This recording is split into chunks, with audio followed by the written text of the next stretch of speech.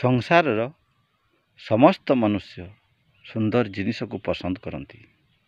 ସମସ୍ତେ ଭାବନ୍ତି ମୋର ସୁନ୍ଦର ବୋହୂଟିଏ ହୋଇଥାନ୍ତା, ସୁନ୍ଦର ପୁତ୍ରଟିଏ ହୋଇଥାନ୍ତା, କି ସୁନ୍ଦର ନେତାଟିଏ ମଧ୍ୟ ହୋଇଥାନ୍ତା, ସୁନ୍ଦର ଗୁରୁଟିଏ ହୋଇଥାନ୍ତା ଓ ସୁନ୍ଦର ଶିଷ୍ୟଟିଏ ହୋଇଥାନ୍ତା। କିନ୍ତୁ ସମସ୍ତଙ୍କୁ ଏହା କ'ଣ ମିଳିଯାଏ? ସମସ୍ତଙ୍କୁ ମିଳେ ନାହିଁ। ବହୁତ ପୁଣ୍ୟ ଅର୍ଜନ କଲେ ଯାଇ ଏହି ସୁନ୍ଦର ଗୁରୁ ଶିଷ୍ୟ ଏବଂ ସବୁକିଛି ସୁନ୍ଦର ମିଳିଥାଏ। ଯଦି ଆପଣଙ୍କୁ କେବେ ସୁନ୍ଦର ଗୁରୁଟିଏ ମିଳିଯାଏ କି ସୁନ୍ଦର ଶିଷ୍ୟଟିଏ ମିଳିଯାଏ, କିନ୍ତୁ ଏମାନଙ୍କୁ କେବେ ଛାଡ଼ିବେ ନାହିଁ।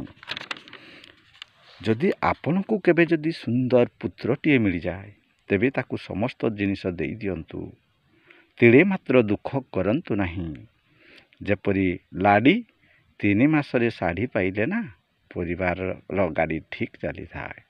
ଯଦି ସେ 3 ମାସରେ ଶାଢ଼ୀଟିଏ ନ ପାଏ ନା, ପରିବାରରେ ଝାମେଲା ଉପୁଜିଥାଏ।